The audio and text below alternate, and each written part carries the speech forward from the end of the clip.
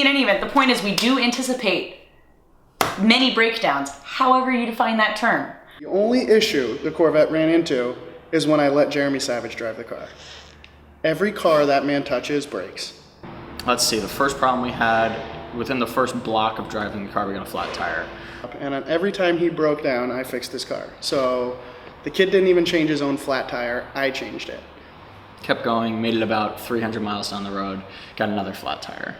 Inspecting the wheels, there were quite a few rough spots inside where the splines come through the rims. Find any of those, so a little bit of a homemade fix. We duct taped the rims. About 200 miles further down the road, started to get a strong gasoline smell inside the car. So it chafed on the edge of the fuel tank, ripped the line open.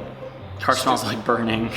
My fiance sent me a text message of a picture. She said this fell off of it, and it's just a mangled good fan belt.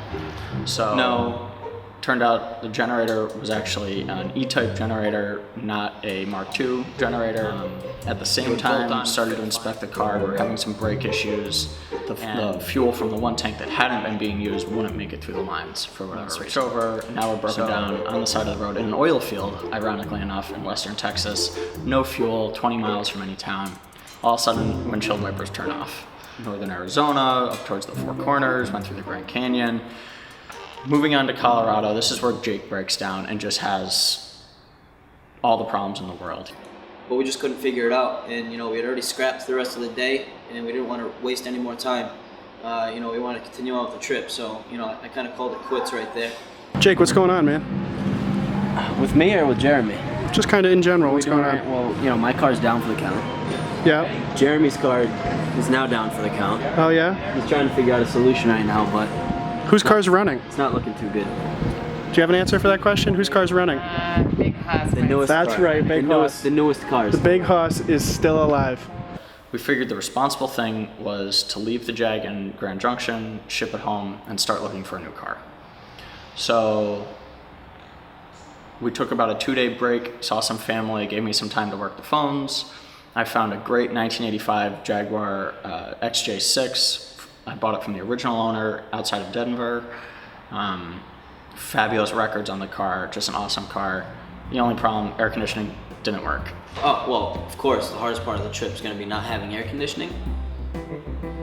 There was a point when I was driving through, Colorado, that it was warmer outside than it was inside my car with, the windows up.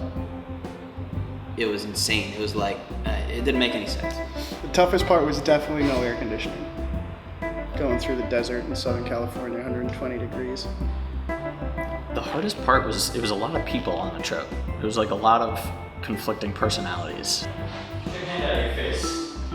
Kid, I'm thinking, this isn't gonna be in the video. Of course I won. My car's the only car that made it home. Jake, no offense, can't win because he never got a replacement car. Do I agree that he won? Well, yeah, Chris totally won. I'm not gonna argue that.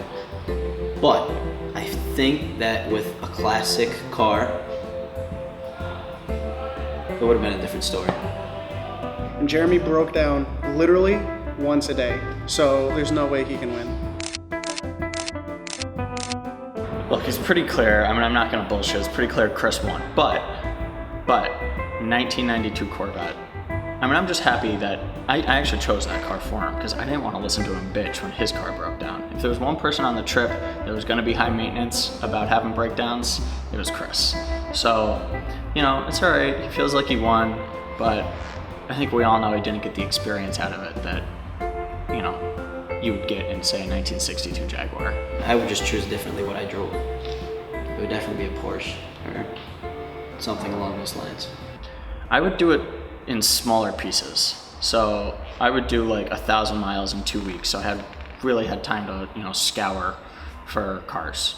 But doing it and seeing everything that we saw, I'd do it again. I'd jump in a car and head the other direction right now.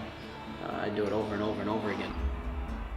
It's not about the destination, it's about the journey. Definitely a great experience. Definitely something people need to do in their lifetime. It was on my bucket list. It should be on everyone's bucket list.